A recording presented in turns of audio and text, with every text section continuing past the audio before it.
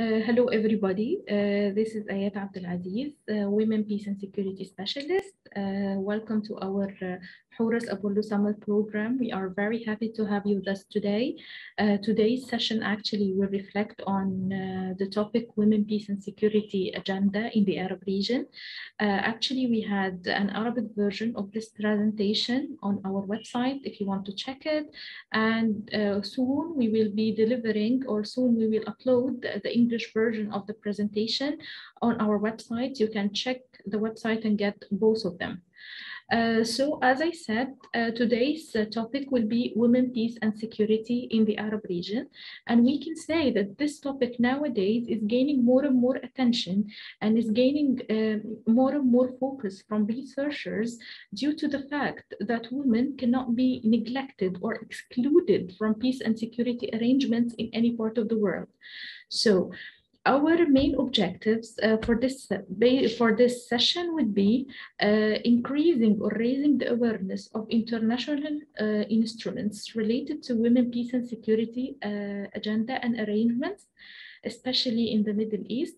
We will try also to focus on understanding why women must be involved and should be involved in peace processes, and finally, how we can consider and how women can be engaged in a meaningful way in peace processes and different security arrangements.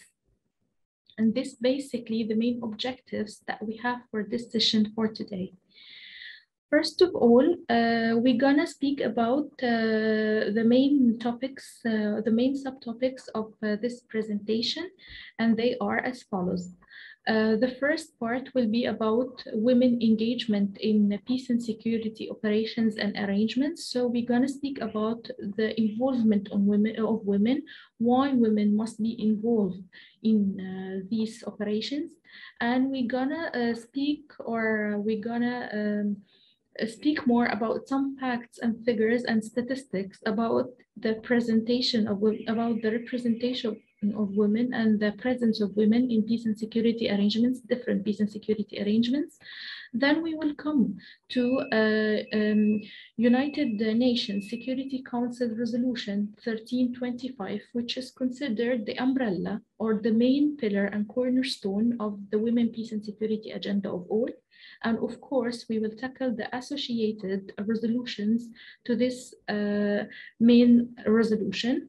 Of course, we will speak about some global indicators about women, peace and security agenda. And finally, we will speak about some steps, the steps that should be taken to promote the presence of women in peace and security agreements and different peace and security arrangements. So basically, the first part will be why women should be involved in peace and security arrangements, different arrangements. So the importance of including women and women's voices in peace negotiation, transitional bodies, and in long-term political processes is increasingly accepted, and the evidence shows that women are deeply committed to peace building and post-conflict reconstruction and have a unique perspective and a solid understanding of the needs of their communities. Women tend to have more inclusive leadership styles, which promote consensus in negotiations. Women are more adaptable at working across divides, whether those divides are religious, ethnic, political, or cultural. Women also have access that men don't have, as seen to be less threatening and tend to be influential within their families and their communities. So basically, those factors and those reasons are the reasons behind women's are the reasons behind why we are asking for more participation of women in peace processes and security arrangements. And those factors like commitment to peace, unique perspective, or the inclusive perspective, the idea of consensus-based leadership, or the work across divides and access and influence are not the only reasons, because we have many others. Actually, we have a multitude of reasons for including women in peace and security arrangements. Another reasons would be because women suffer disproportionately during armed conflict and often advocate most strongly for stabilization, reconstruction, and the prevention of further conflict. Peace agreements, post-conflict reconstruction, and development have a better chance of long-term success when women are more involved. Furthermore, establishing sustainable peace requires transforming power relations, including achieving more equitable gender roles and gender relations. Post-conflict and democratic transitional periods do provide strategic opportunities for women to gain a seat at the table during negotiations and to advocate for new forms of representation and policies that promote equality, as well as other issues of importance to them as members of the society. Basically, they are the basic part of the society. We are not speaking about like having women only in like these processes. We are speaking about a balance of genders and about a balance of power between genders in negotiation tables, in reconstruction and development processes, and in all aspects of peace and in all aspects of security arrangements. So basically, these are another factors of why including women is very important and very influential to the sustainability of peace. It's very influential to the long-lasting peace and a very good and a deep security arrangements. So we have around, for now, we have around 5 or 6 reasons, and we have more and more, but these are the main ones that we can gather from the research, and we can gather from the different evidence that is allocated in different countries, across different conflicts, and across different peace processes. If we can move to the second part, which is about facts and figures on women in peace processes, we can say that, for example, the Angola case study suggests that women have been and continue to be largely excluded from peace and security operations. And it's not only about Angola. Angola is just one case study of many around the world. While women still struggle to get a seat at the table in elected bodies such as local councils and parliaments, they find it even harder to present when it comes to participation in peace and conflict negotiation processes. Of course, if they are not represented, if they are underrepresented in even local councils and parliaments, the basic places or the basic the basic decision-making bodies in their countries, how they gonna be represented in influential and important important peace processes or important events like peace processes and negotiations in their countries. So, for example, we can say that yes, it's even harder for them it's even harder for them when it comes to participation in peace and conflict negotiation processes.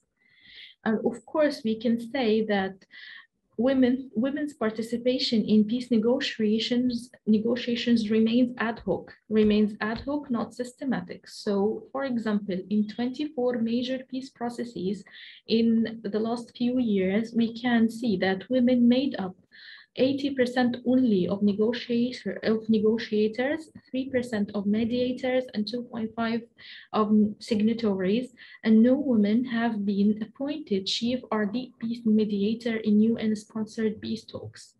But in some talks sponsored by the African Union or other institutions, women have joined a team of mediators, but not a lead mediator.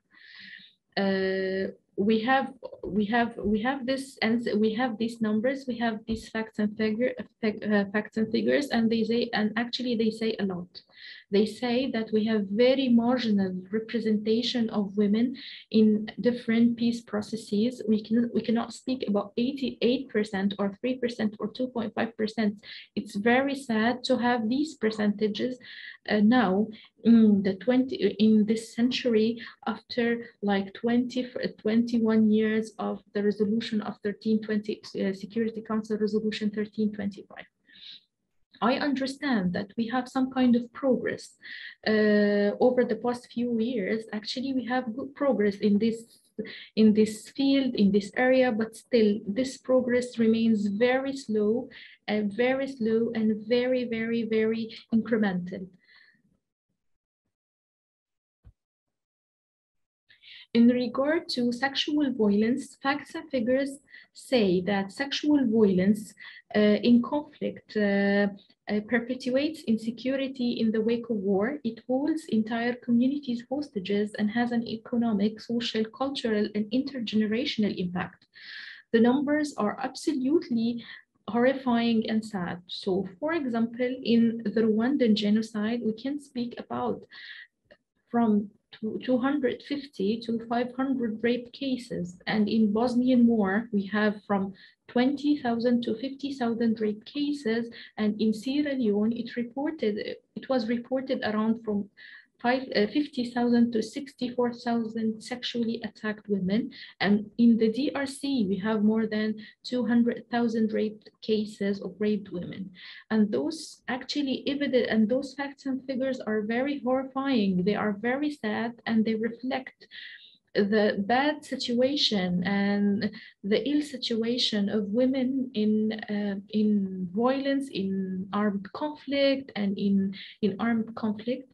And of course, this actually has a very negative impact on the society, and it has a very negative impact on the sustainability of peace in the society unless those cases are reported and are like we have an investigation around them, and to see how we can tackle those. And we have like, if we have a trauma session, healing sessions from trauma or something like that, because those numbers are very big and they reflect the bad side of they reflect the bad side of the coin. They reflect the bad side of the war, its side effects, its bad effects on women, of course. Same as before, if we are speaking about sexual violence, we would say that out of 300 peace agreements over the past 20 years, 18 only addressed sexual violence. So basically, we are speaking about a very minimum percentage of conflicts.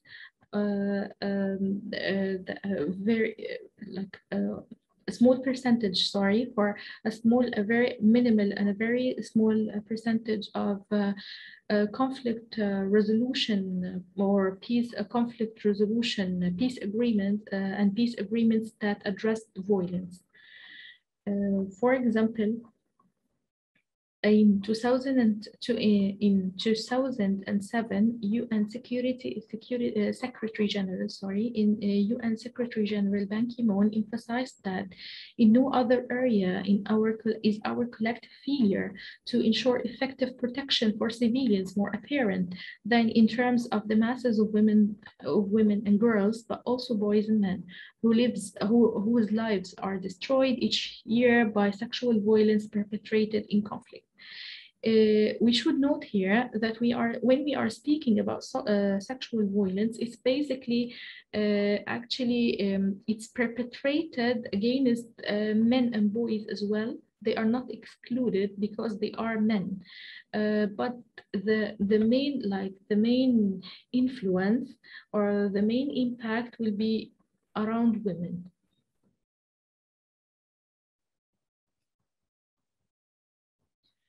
Still in this phase about facts and figures, but we are speaking here about women combatants. It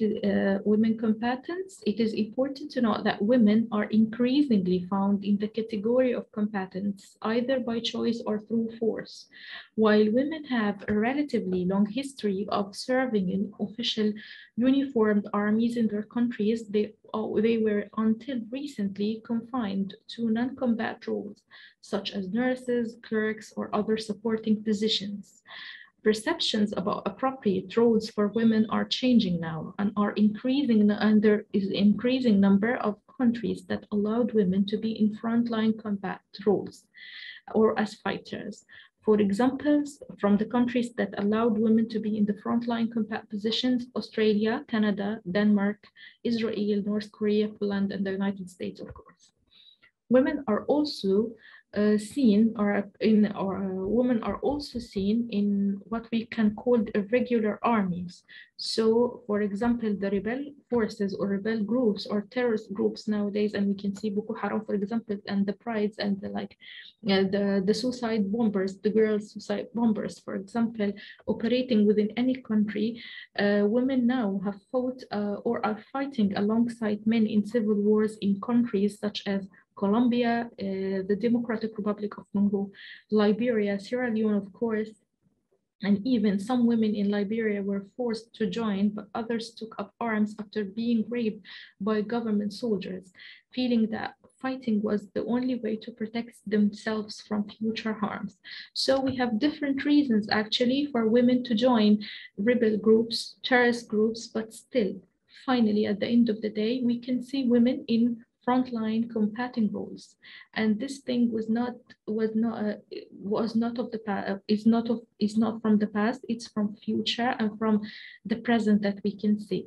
So usually women were just like perceived as victims. Women were perceived as, okay, we can put them in armies, we can put them in rebel groups, they can join rebel groups or like terrorist groups, but they remain in like supporting positions. But nowadays it has changed. All those things have changed, and we can find women in different positions, in leadership positions actually, and doing combat roles.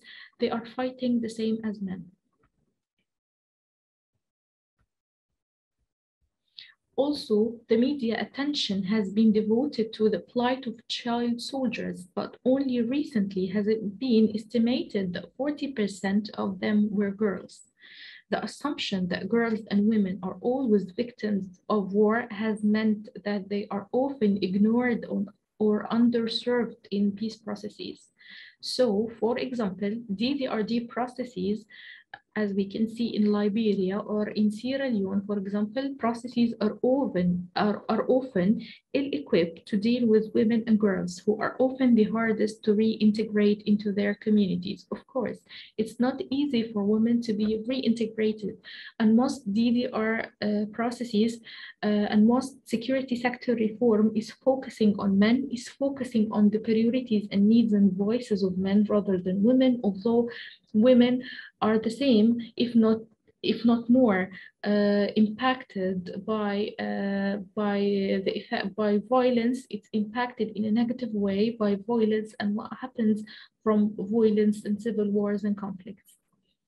So in the future approach, the international instruments actually should focus more, especially in the DDR processes in security sector reform and so forth. It should focus more on women and how to reintegrate women, on how to have good reforms for them, reforms that voice their opinions, that reflect their needs and their priorities, and to have different actually programs, even for like the exit programs for and the de-radicalization programs, the DDR programs, the security sector reform programs.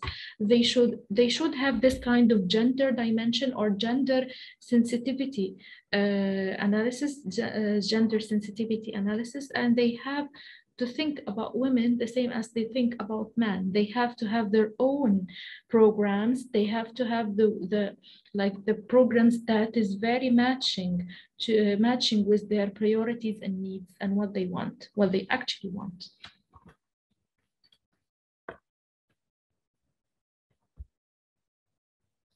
Also, another aspects in regard to facts and figures, it's about the Truth and Reconciliation Commissions. And of course, we can say that it's not surprisingly the involvement of women and coverage of women's issue in truth and reconciliation processes has often fallen short. Women have been involved as witnesses, but in many cases, the focus of their testimony was on violations committed against male family members. This has often been the case because of a narrow definition of violations that occurred during the active fighting and or in the public sphere. Women were relegated to the role of witnesses and not seen as victims, despite having suffered violations in the privacy of their homes Violations such as sexual violence, and as such, the experiences of women have largely been ignored.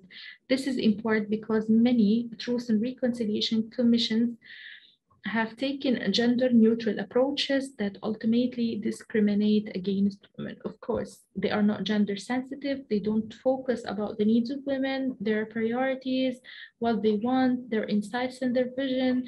So the programs usually neglect women and they neglect what they want.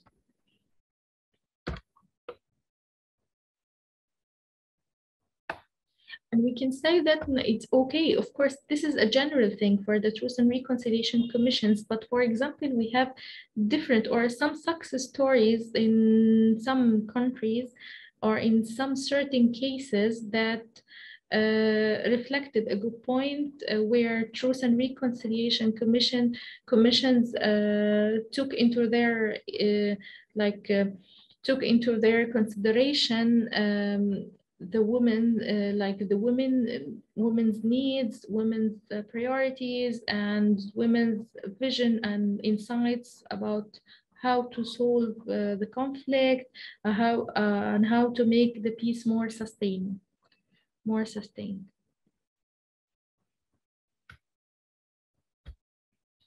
Moving to another pillar in this presentation, and this will be around the United Nations Security Council Resolution 1325. 1325 actually is the main cornerstone and the main pillar that lies behind women, peace and security agenda. It was the one, and after that everything comes. So basically, 1325 was the first United Nations Security Council resolution to link women to peace and security agenda.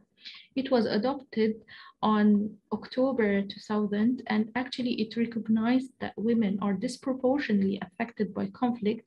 It called for their active participation at all levels of decision-making in conflict prevention, conflict resolution, peace processes, post-conflict reconstruction and development. Also, the effective protection of women from sexual and gender-based violence in conflict settings, and the mainstreaming of gender perspectives in all aspects of peace operations. And finally, for the promotion of women's rights and gender equality, and we will look at each one of these in more detail in the following slides. But to understand the effect and to understand the influential role that the United Nations Security Council Resolution 1325 played in promoting the women, peace and security agenda, we should note that the impact of armed conflict on women on women and girls as seen by the Resolution 1325, it stated that the effective institutional arrangements to guarantee girls' and women's protection and full participation in the peace processes can significantly contribute to the maintenance and promotion of international peace and security. Increasingly, evidence from the field has justified the connection between the role of women and successful peace-building missions. For example, it spoke about Afghanistan, and it said that according to NATO reported that greater attention to gender issues resulted in an enhancement of overall situational awareness and provision of better advice to the senior decision makers in Afghanistan. So basically, this resolution was the cornerstone, was the main pillar that linked women to security, and that's why we celebrate actually its birthday. Like last year, we celebrated its 20 years celebration, or its 20th birthday. So here is the main point, and here is the starting point. And after that, we had different subsequent resolutions. We have subsequent arrangements, instruments, mechanisms, either locally, nationally, or regionally. But from here, it all started.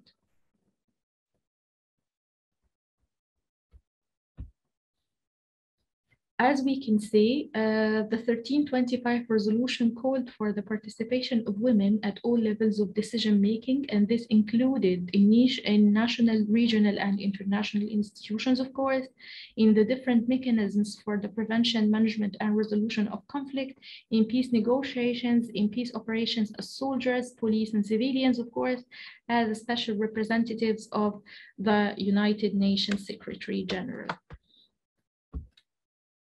It also called for the protection of women and girls from sexual and gender-based violence, including, of course, in emergency and humanitarian situations, such as in refugee camps, and also through the development and delivery of pre-deployment and in-theater training of peace operations personnel on the rights of women and girls, and effective protection measures for women and girls.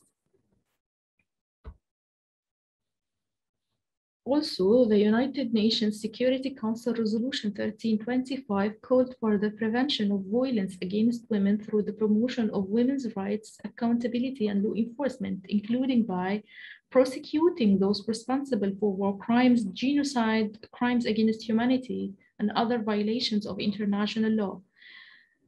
Respecting the civilian and humanitarian nature of refugees camps, excluding sexual violence crimes from amnesty agreements, as they may amount to crimes against humanity, war crimes, or genocide, strengthening women's rights under national law, and supporting local women's peace initiatives and conflict resolution processes. All those things actually were written and were documented in this resolution, and that's why we can see how it's important. The last part would be about its call for the mainstreaming of gender perspectives in peace operations, including by appointing general advisors to all UN peace operations, considering the specific needs of women and girls in the development and design of policy in all areas, incorporating the perspectives, contributions, and experiences of women's organization in policy and program development. That's why we are speaking, or we are saying that this one is a very, very, very important one. It all started from here. As we can see, it's very comprehensive.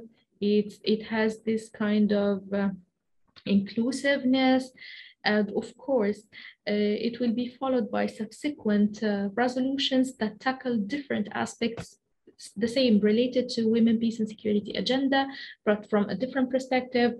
It tackled things that were missing in the first resolution, and we have to check these resolutions, and we have to view those different resolutions from Security Council in regard to peace and security agenda as a whole. We should tackle them as a whole thing, because when one resolution misses or focuses on one part, the other focuses on a different aspect or in a different part. So it's better for us to view them as a whole, to view them as a comprehensive package altogether, so as to understand the whole process of peace and security agenda. Moving to the subsequent resolutions to the 1325 resolution, we can speaking like the United Nations Security Council subsequently adopted other resolutions on women, peace, and security, and they are all representing a critical framework for improving the situation of women in conflict-affected countries. Passed in 2008, Resolution 18/2020 was the first Security Council resolution to recognize conflict-related sexual violence as a matter of international peace and security. It called for armed actors to end the practices of using sexual violence against civilians and, of course, against women to achieve political or military ends, and for all parties to conflict to counter impunity for sexual violence and provide effective protection for civilians. It also called the United Nations and different peace operations to develop mechanisms to prevent and respond to sexual violence, including through the training of personnel, deployment of more women to peace operations, the enforcement of zero tolerance policies, and strengthening the capacities of national institutions. Another subsequent resolution, which was the 88, adopted in 2009. And this one strengthened the implementation of Security Council Resolution 1820 through assigning leadership and establishing effective support mechanisms. It called for the appointment of a special representative of the Secretary General to coordinate UN efforts to address conflict-related sexual violence, as well as for the rapid deployment of teams of experts and advisors to situations of concern. This resolution called for the inclusion of the issue of sexual violence in peace negotiations, the development of approaches to address the effects of sexual violence in improved monitoring and reporting on conflict trends and perpetrators. Another subsequent resolution was the 1889 in 2009, which addressed the obstacles to women's participation in peace processes and peace building. So it was adopted in 2009, addressed the obstacles to women's participation in early recovery and peace building and lack of adequate planning and funding for their needs. It calls for the United Nations Secretary General to submit the Security Council a set of indicators for use at the global level to track the implementation of Security Council Resolution 1325. It called for a strategy to increase numbers of women in conflict resolution decision-making bodies and for tools to improve implementation. And of course, another resolution was 1960, which was adopted in 2010, and it provided an accountability system for addressing conflict-related sexual violence, included by listing perpetrators and establishing monitoring, analysis, and reporting arrangements. After all, we can speak about, after speaking and after discussing the main pillars or the main resolutions of Women, Peace and Security agenda, we can go for the global indicators that reflect on the Women, Peace and Security agenda. As we noted earlier, the United Nations Security Council Resolution 1898 called for the UN Secretary General to submit to the Security Council a set of indicators for the use at the global level to track the progress and the implementation, to track the progress in regard to the implementation of the Security Council Resolution 1325. And those were like more of means or tools to determine progress towards this intended goal. These indicators basically were made by the Interagency Task Force on Women, Peace and Security, and they are around 26 indicators grouped in main 4 pillars. And those 4 pillars actually are the 4 pillars of the 1325 resolution. The first pillar would be women's participation in conflict prevention and peacemaking. The second would be prevention of violence against women. The third would be protection of women's rights during and after conflict. And finally, women's needs in relief and recovery. Each and every one of those pillars actually is more leaning or more matching with a certain situation, with one of the situations or the conflict cycle, as we can say it. So each of which is more of match or is more of reflecting one of the cycles, one of the phases of the cycles of conflict. And we have to tackle and we have to view the 4 of them as a package. No one is more important than the other. They are all important. It depends on the situation of the country itself and what are the priorities of the country at the moment, at the certain country at the moment. But still, the 4 pillars are very important. The 4 pillars are a whole package. You have to take them all with you and you have to leave them all with you. You can't depend on one and to leave one, but at some points in certain situations, in certain countries, we focus on like one aspect more than the other, but this doesn't mean that we neglected or excluded. The first pillar, which is the prevention pillar, the prevention of violence against women, and its indicators are incidents of sexual violence in conflict-affected countries, extent to which UN peacekeeping and special political missions include information on violations of women and girls' human rights in their periodic reporting, number of violations of women's and girls' human rights that are reported, referred, and investigated by human rights bodies, number and percentage share of women in governance body of national human rights bodies, and percentage of reported cases of sexual exploitation and abuse perpetrated by uniformed and civilian peacekeepers and humanitarian workers that are referred, investigated, and acted upon. So this one is speaking about more of prevention measures in regard to protecting girls and women from sexual violence specifically. The second pillar is more about the participation and in conflict prevention and peacekeeping and peacemaking, and its indicators are the number of peace agreements with specific provisions to improve the security and status of women and girls, number and percentage of women in senior and decision-making positions in conflict-affected countries, level of gender expertise in UN decision-making in conflict-affected countries, level of participation of women in formal peace negotiations, presence of women, formal, informal observer or consultative status at the beginning and the end of processes and peace processes and negotiations.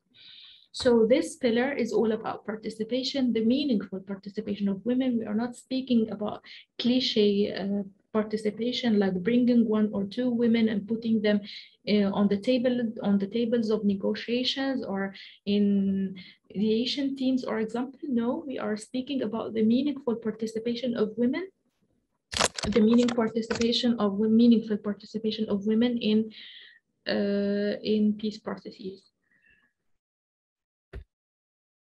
The second pillar, the third pillar, would be the pillar of protection. And for the pillar of protection, we are speaking about the protection of women's rights during and after conflict. Its indicators are index of women's and girls' physical security, extent to which national laws protect women's and girls' human rights in line with international standards, level of women's participation in the justice and security sector in conflict-affected countries, existence of national mechanisms for control of small arms and light weapons, and finally, women as a percentage of adults employed in early economic recovery programs. The last pillar will be the relief and recovery pillar, and it speaks about the or its indicators are the maternal mortality, primary and secondary education enrollment rates disaggregated by sex, extent to which strategic planning frameworks in conflict-affected countries incorporate gender analysis, target indicators, and budgets, proportion of the allocated funding to civil society organizations, and of course, including women's groups or women organizations that spend on gender issues in conflict-affected countries.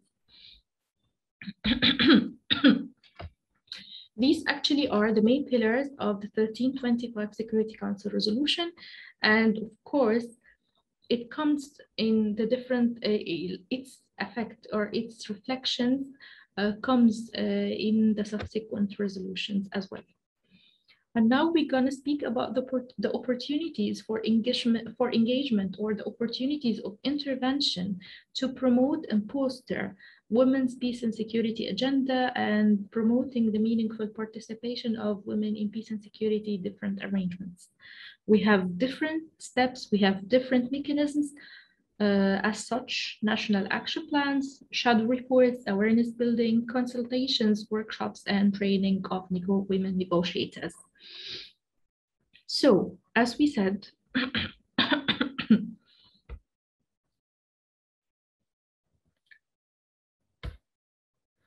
so, for example, the first and the most important of all mechanisms that we can speak about is the National Action Plan. So, noting the slow progress in implementation of 1325 resolution at the national level, in 2004, the Security Council called on member states to develop national action plans outlining how they plan to meet the resolution's commitment, and we know that it's an international mechanism. It's an international commitment, and all the people are obliged, and all the countries are obliged to follow it. Why it is useful to create a national action plan? According to the organization, for example, Peace Women, it said that national action plans offer a tool for governments to articulate priorities and coordinate the implementation of Security Council Resolution 1325 at the national level. And the National Action Plan serves as a guiding national policy document that is able to capture the diverse set of government bodies and stakeholders tasked with security, foreign policy, development, and gender equality. And of course, once developed, it can be used to raise awareness of the need to include women in the peace and security agenda. It can also promote accountability by providing a basis for monitoring and evaluation implementation of 1325 at national level. And actually, there are a number of different opportunities for civil society organizations to engage during the national action plans or the development of national action plans. As civil society groups can play a role, a very important role, in lobbying for the establishment of an app of a national action plan, as well as raising public awareness around the need for women's inclusion in the peace and security agenda. And if the government is open to including civil society actually in the consultations related to national action plan, they can be involved in the official process as the plan is being developed by participating, as I said, in consultations, submitting recommendations, and offering expert advice. They can also play an important role in monitoring the implementation of the National Action Plan and reporting on its progress. And this is very important, being a watchdog to see the progress, to monitor and to report the progress, to see what are the obstacles, what are the pitfalls, the success, the progress that we made. If we have a good success stories, if we have some challenges that make the challenges that make us lying behind, we need to know what's the problem, what's the status, and how we can foster, how we can better engage women in peace and security, and how we can tackle those challenges and obstacles. Okay, so the first thing or the first mechanism was developing the National Action Plan, and we spoke about the importance of creating a National Action Plan. But for now, we're gonna speak about how to develop a National Action Plan. And to be honest, there is not a set of rules, or there is no a set of a certain kind of process for developing a National Action Plan, but we have like a general number of steps that can be taken to promote the creation of a strong document in this regard. And we have like 7 main steps that we can focus on, that we can work on to develop the National Action Plan. The first and the foremost of them is like building the political will. Of course, because like promoting something like this, promoting a National Action Plan or a document related to promoting women, peace and security, promoting the women, the role of women in peace and security, of course, it needs like a good, a strong political will, and without this will, there will not be any progress that can be seen. And the political will can be actually can be achieved through advocacy and outreach to key stakeholders, efforts to inform the public and policymakers on the purpose of 1325. And this should actually continue throughout the whole development of the National Action Plan thing, from its first steps up to like finalizing it and making it public.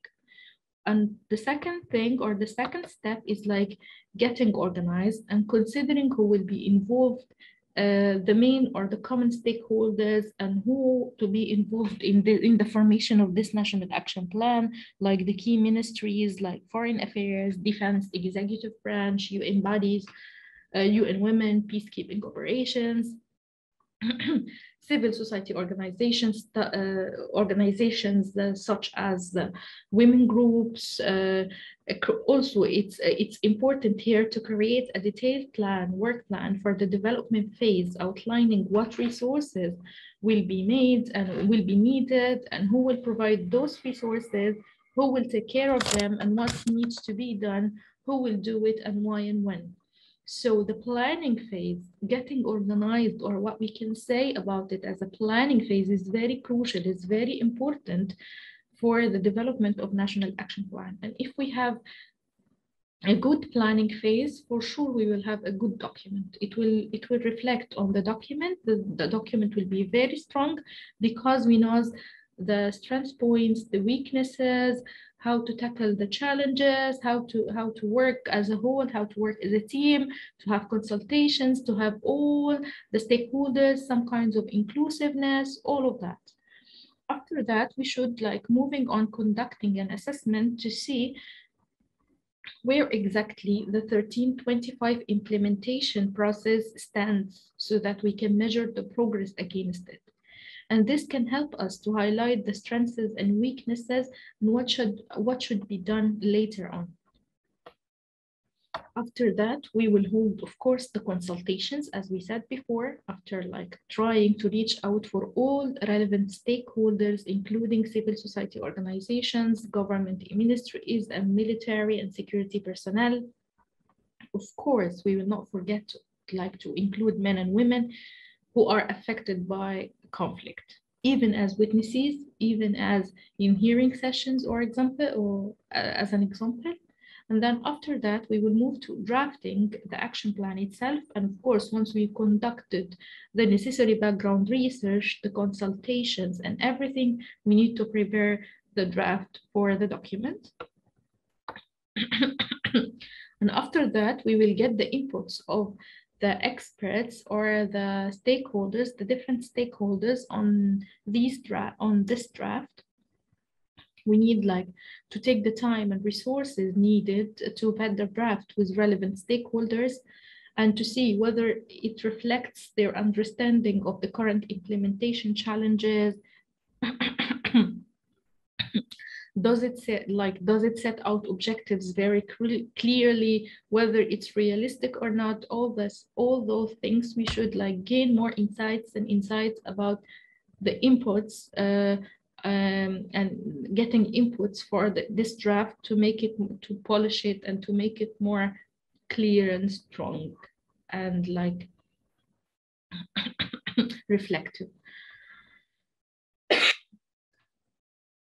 Finally, we will move to the finalization and publication phase, and then we will have the main document. And of course, we will try to launch it in a ceremony attended by high-level politicians to draw as much attention to the document as possible, of course.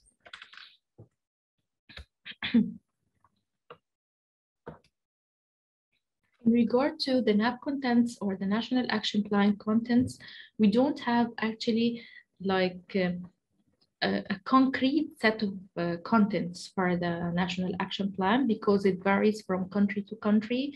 But we can say that we have a number of common and essential elements that should be included in any action plan, of course, but still, each and every country has to make it according to its priorities, according to its needs, according to its vision. So at some point, it may vary from one place to another. We can find some issues here and not find it in another document. So it depends.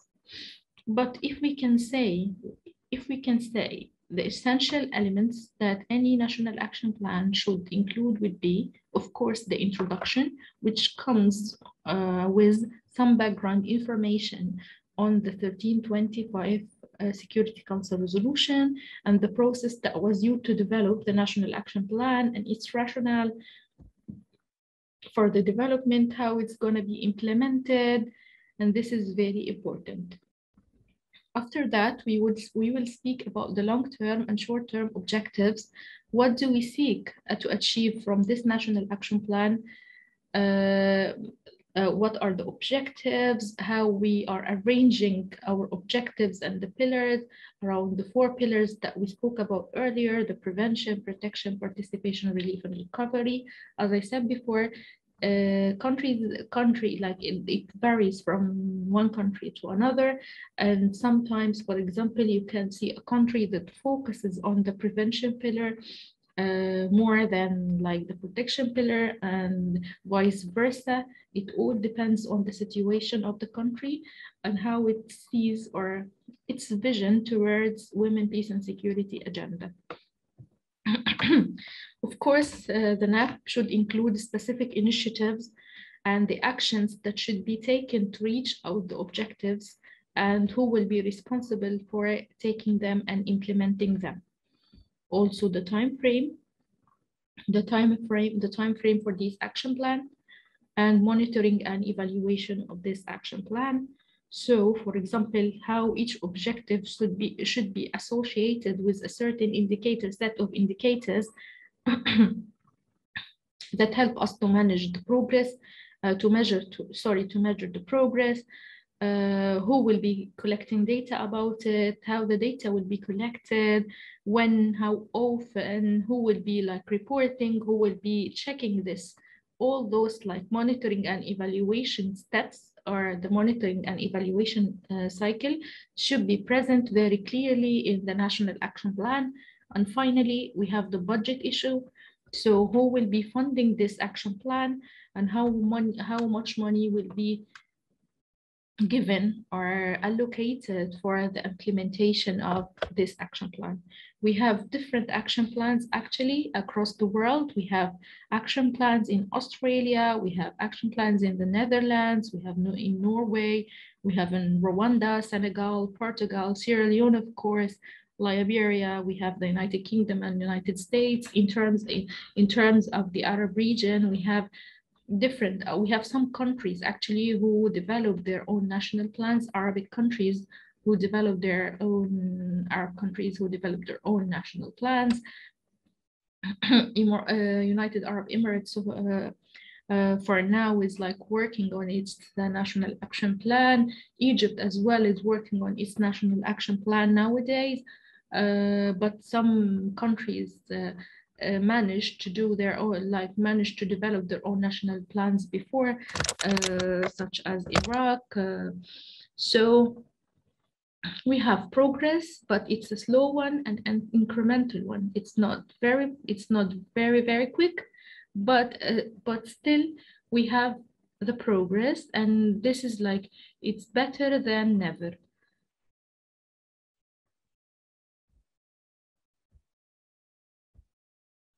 Okay. And of course, beside developing national action plans, we should speak about building awareness and using existing resources and networks to educate women about their rights, of course, trying to translate the Resolution 1325 to the local languages in order to get the attention of people in regard to it, trying to increase the awareness of women, the illiterate women especially, and try to speak to them about their rights and trying to train them to voice their opinions and to speak up about their needs and their priorities and what they need exactly. No one should be left behind in this. So it should be inclusive and should be comprehensive. Also, we should rely on consultations in order to identify the issues and flag the gaps between policy and practice. And of course, we shouldn't forget men in this, because they are great supporters to the agenda if they believe in it. If they were if they are convinced, they will be great supporters and they will help in promoting it across other men. They will help it, and they will be champions for it. So it is also useful. It's also useful to hold consultations with women in conflict-affected regions and in other places, of course, to identify specific issues related to women, peace, and security, and try to flag the gaps between policy and practice. It should be ideal to hold consultations in the capital, in smaller villages and towns, because as we know, it differs from one place to another, and the needs of women in capital might be different from the needs of women in towns or villages, small villages and towns. Of course, we will not forget to include men in the consultations, because it's important. It's important to raise their awareness, and to include them, and to raise their awareness of the importance of including women in peace and security arrangements. And it's very important to use them to to convince other men, actually other males, to convince them with this agenda. We will have their unique perspective and likely more access to ongoing peace processes and security operations. Of course, another also mechanism will be workshops. So we are organizing workshops, trying to bring together different stakeholders, identifying common goals between them, assigning responsibilities for tasks, and determine the next steps, for example, in a collective way. So we all work together, we all think together about the common goals that we have, how to implement, who will be assigned to do a certain task, and how to determine the next steps.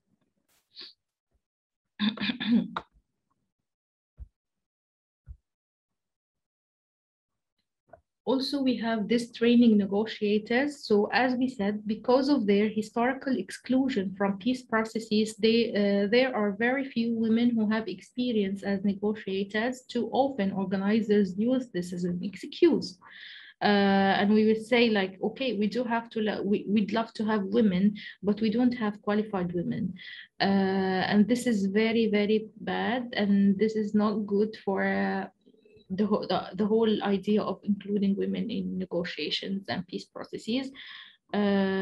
So we should try to train more women to increase the pool of them, to increase the pool of qualified negotiators. So whenever there is an incident or a situation that requires the presence of a qualified negotiator, a female qualified negotiator, she should be present, very qualified, and even has the same rights and the same obligations as the male negotiators. Also, another useful approach can be to train women and men as well on how to mainstream gender into negotiation processes. How can they include a gender perspective and consider how all decisions and policies will impact men and women? How can they ensure that the needs and concerns of women and men and women factor into the negotiations? Another set of steps and mechanisms that we can do to increase participation of women in peace processes would be establishing an advisory group or appoint a dedicated gender advisor in the office of the facilitator or mediator to ensure that the attention is given to the different needs and priorities of men and women, encourage and help create opportunities for women and for women's and other civil society organizations to have continued dialogue with negotiators and decision makers, guarantee equitable funding to negotiators, mediators, and observers, regardless of their genders, of course, for airfare, hotel meals, and other expenses, to ensure that women are able to participate in large number. And also as an incentive, we can offer negotiating teams extra seat at the table of the negotiation if they fill them with women.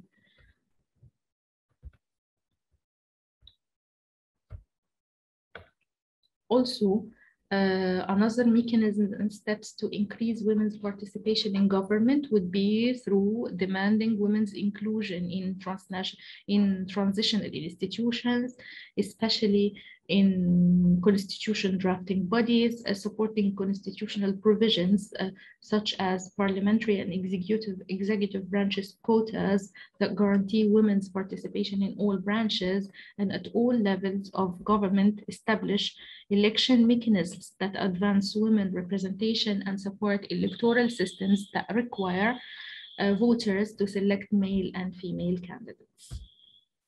So today we have discussed the following issues. Needs for women's participations are clear. This is, yes, the first thing that we tackled and we discussed and reflected on. So the multitude of reasons that that is evident or that show why women must be included in peace processes and in different security operations and management arrangements. And the least of which is that these processes often fail when women are not involved. And of course, yes, this is the least of it. But we at least, like we said, like we spoke about maybe 6 or 7 reasons at the very beginning of the presentation about why we need women to participate in peace processes and security arrangements. And we can say that their presence actually will have a very positive impact. And this is the most important one of them, that their presence, according to evidence, according to research, that their presence will have a very positive impact on the sustainability of peace and like the lasting of peace. The second thing that we tackled was the idea that women remain marginalized, as we said, like despite the growing acknowledgement of the benefits of including women in different peace and security arrangements, but still they are marginalized. I'm saying that, of course, we have some progress. Some countries, they have good progress, some countries are not. So we have very, very good progress. We have progress, but still this progress is very slow and very incremental, and we should try to boost it. We should try to foster it and like to see how can we do that. Also, we spoke about the different international instruments promoting women's inclusion. We spoke about the different Security Council resolutions. As such, of course, the 1325 Security Council resolution, the main umbrella of Women, Peace and Security agenda. We spoke about the issues that related to implementation, and we spoke about the challenges that are related to including women in peace and in different peace and security arrangements. We spoke about the opportunities for engagement and the different steps that should be done in this regard. So basically, this is what we had for today. Of course, thank you for being with us. This is such an introduction.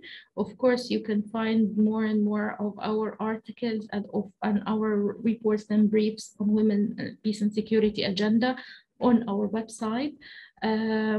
This was an introduction trying to raise the awareness of the people about the idea, about the agenda itself, the Women, Peace and Security agenda, why women must be included and all that. We are very happy to have you with us today. If you need any further questions, don't hesitate to send us an email to our website. If you have any further insights or something, just drop us an email or send us a message through the website. And if you need more information about the idea of women, peace and security, you can find it, of course, in Georgetown Women, Peace and Security Center, and they have a very, very, very good index that measured the progress of women, peace and security according to its indicators. It puts like the countries and their own stances and situation on this regard. So you can check it. Of course, you can find more and more in LSE Women, Peace and Security Center, and of course, Monash Peace and Security Center and Peace Women. Peace Women is one of the most influential women organizations working in this regard, and you can find many resources in their resource center and their website. And finally, you can check the Women, Peace and Security presentations, different presentations of the National Democratic Institute. Thank you so much for that. Hope to see you again.